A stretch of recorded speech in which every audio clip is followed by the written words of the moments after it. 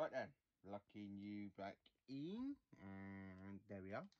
Hello there, welcome to a brand new Doctor Who ranking video.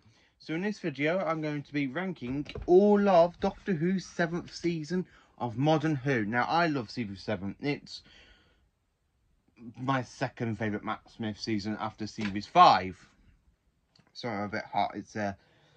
So it's literally like 30 something odd degrees over here in the UK, so I'm literally trying to keep cool and I'm sweating at the same time, and so anyway, let's get into this video. So I like series 7. It's got some good episodes. Now I do class some of the specials to be part of the series. I mean, the Christmas Invasion is part of series 2 because it comes in the box set, so I'm going by the DVD box sets and certain other things.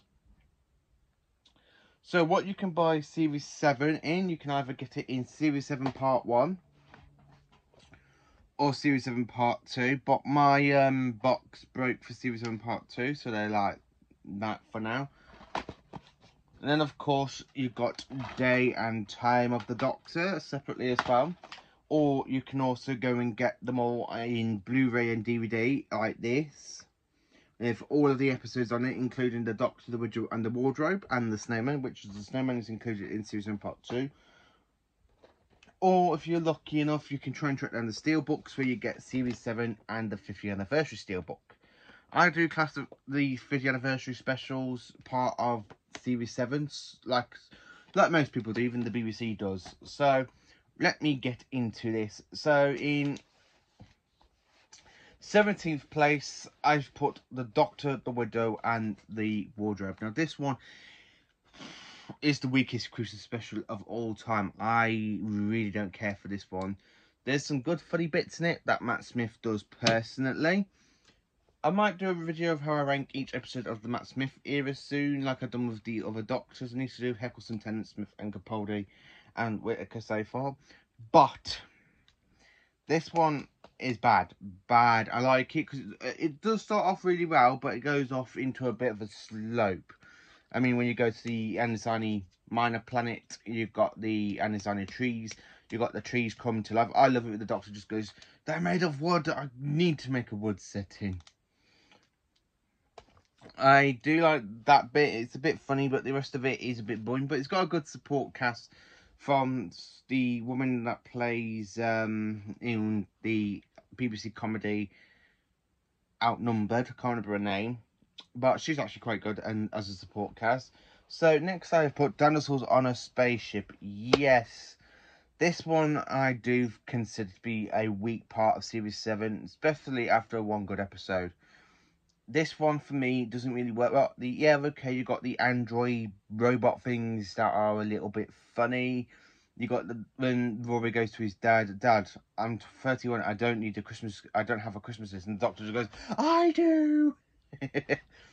I do like that for Matt Smith's Doctor, but Sullivan, who is played by David Budley, he's a weak villain, and David Budley's more better as the first Doctor than he is in his very first TV appearance in Doctor Who. And I can't really say anything more than that. It's not a great story. I do prefer Twice Upon a Time for David Budley than in this story, because this one is absolutely awful. I really don't like this one. 15th place, I have put Journey to the Centre of the TARDIS. Yes, we are inside the TARDIS. We go to the Eye of Harmony. We see people get turned into zombies. We see the swimming pool. We see the Book of the Time War. We see a lot of stuff in the TARDIS, but not really a great sort of thing to put in in an exploding TARDIS, where the TARDIS has already exploded, and you trap them inside a time leak, and the Doctor's got to go back in time, throwing himself the big button so it can all be avoided. But yeah, it's not a great story. I don't really care for it. 14th place, A Town Called Mercy. I do like this one. It's a great story. It's, against ones that are mainly great or good, but not masterpiece yet. I will do that maybe tomorrow. Town Called Mercy, I absolutely do like this one. You got the evil Doctor, the one who created the Gunslinger. I absolutely do like the Gunslinger. He's a great android, half android. He's only here for revenge, and he's actually a quite good villain, to be honest with you. I like how he goes to kill Jax, and he goes the Dr. Jax, and the Doctor's just there. I love that bit with the Doctor where he goes, he's lying. Every word he says, it's all lies. And I love the bit when he literally throws Jax over the bridge thing for the town called Mercy, and he points to go and he goes to Amy, goes, why not? Well, here's the Masters, the Daleks. Think of all the people that died because of my mercy. I do like that when Amy goes to him, goes, you see, this is what happens when you're on your own for too long. 12th place, well, no, sorry, 13th place, I have put The Power of Three. Yeah, the very, very boring episode with the cubes. I can't really say anything more about that because I don't really care for this one as much. I normally, when I watch the Blu-ray in the Steelbook version, I skipped this episode completely because it doesn't really do anything for me. It's just there. It's just they're part of a series. That's the only one I think that's a complete dud. The Bells of St. John is in 12th place. I like this one because it's where we introduced to Clara. You see a funny side to the Doctor, and he goes, say that again? Oh, Doctor, what? Just, and she goes, oh, Doctor, and he goes, oh, I never really quite enjoy hearing that much. Like, I like the bit where the Doctor goes, under my protection.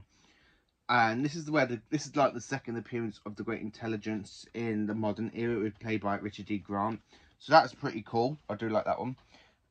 In 11th place, I have put Hyde. Now, I love it.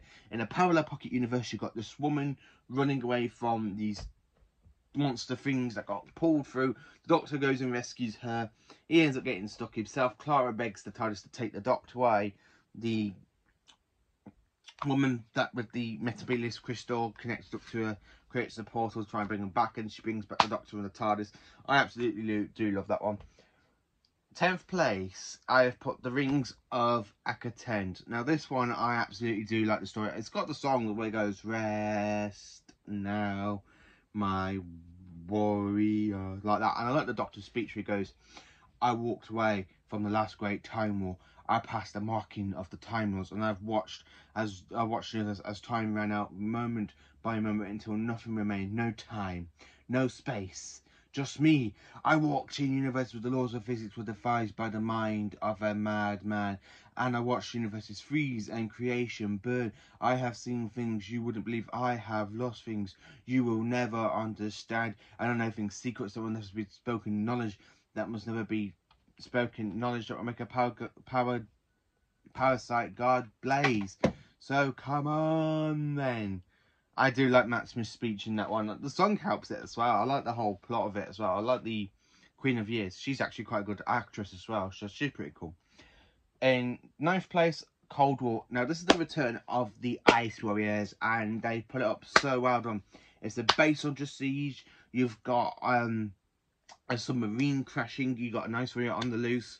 And the Ice Warriors of the Doctor is one of the Doctor's biggest enemies. Wow. Way back in Classic Who, to be honest with you, since the Second Doctor era, because the Second Doctor encountered them in the Ice Warriors in season 5, and then again in season 6 in the Seas of Death.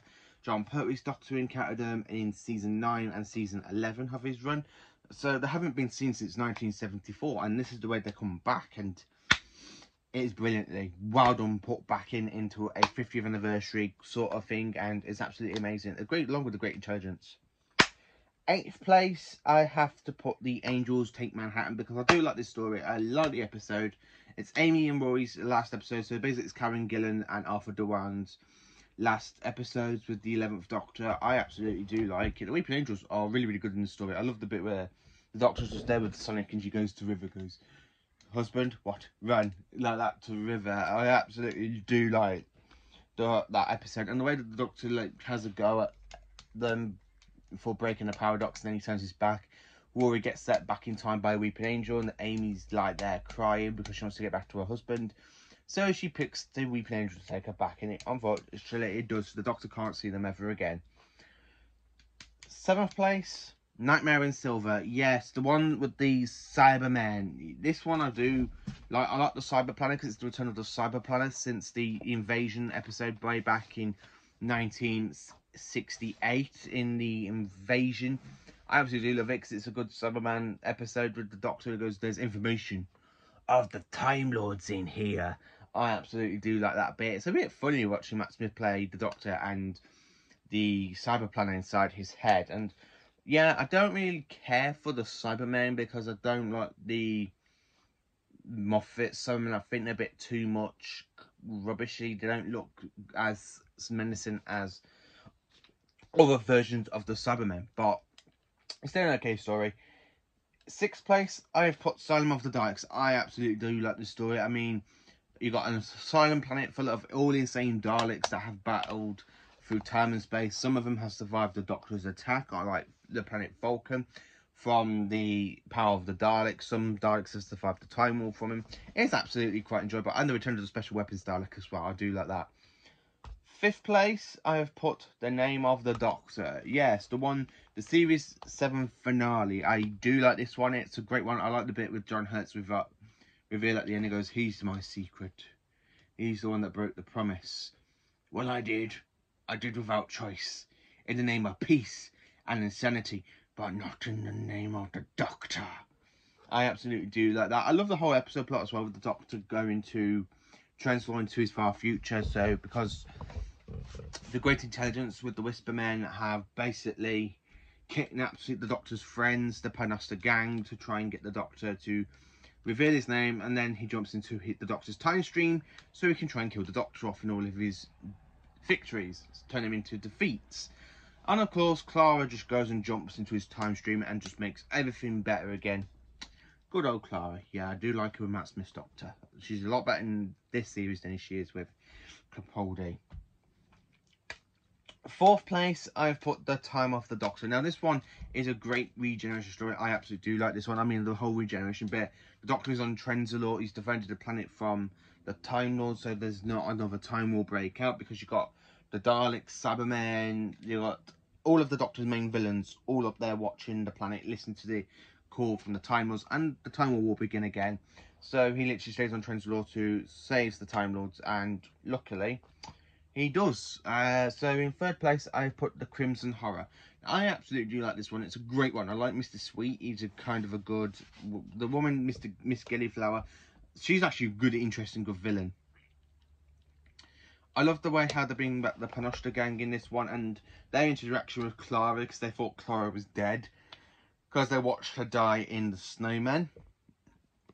But it's the Victorian version that jumped into the time stream of the Doctor. So the Victorian version saved the Doctor, where like other versions of her still exist out there apart from the main one. It's a really great story. I actually do like that one. Number 2, I've put The Snowman. Yes, The Snowman, the very first story with the Great Intelligence's massive return. Richard E. Grant plays the villain absolute spot on. I absolutely do like the story with The Snowman. I like the Great Intelligence. I actually think it's a great story, Christmas special, to be honest with you. Matt Smith's one of the best ones for Matt Smith's run. I absolutely quite like this one. I mean, the Doctor just goes, "Wakey, wakey," straight to the Great Intelligence in the globe. I really do like it. It's a great episode. And, of course, my all-time favourite episode of Series 7 is The Day of the Doctor. Now, this is the 50th anniversary. You've got David Tennant's 10th Doctor. You've got Matt Smith's 11th Doctor. You've got John Hurt's War incarnation of the Doctor, as well as you've got the return of the Zygons, you've got Daleks, so you have a bit of the Time War. And of course, all 13 Doctors join forces to save Gallifrey. Yeah, it's a great multi-Doctor special. I absolutely love it. I love the bit where you've got all the Doctors instead turn around and point the Sonics up to the Dalek, and Dalek just goes flying backwards. So that is how I rank Series 7 of the modern Doctor Who. Let me know in the comments what you think of Series 7. Is it one of your favourite episodes? Is it not one of your favourite episodes? Well, one of your favourite seasons? Let me know. This season was actually broadcast way back from the 1st of September 2012. And its last official story for this season was on the 25th of December 2013 with Matt Smith's Regeneration. So we kind of have like 2012, 2013. So you kind of have like a big kind of gap, because this series was split into 2 parts. So anyway, let me know what you think of Series 7. Is it one of your favourite Doctor Who episodes? Well, one of your favourite seasons? Do you think it's the weakest season for Matt Smith? Let me know in the comments. Please do like, subscribe and share, and have a great day.